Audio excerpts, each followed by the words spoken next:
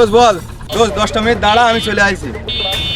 দাঁড়া দাঁড়া দাঁড়া। এ ভাই, আপনাদের চাকায় তো হাওয়া নেই। ওই ভাই, আরে ওই দেখেন, ওই ভাই, ওই ভাই, আরে দেখেন ভাই, ভালো করে দেখেন ভাই। ওই ভাই, ঠিকই তো আছে।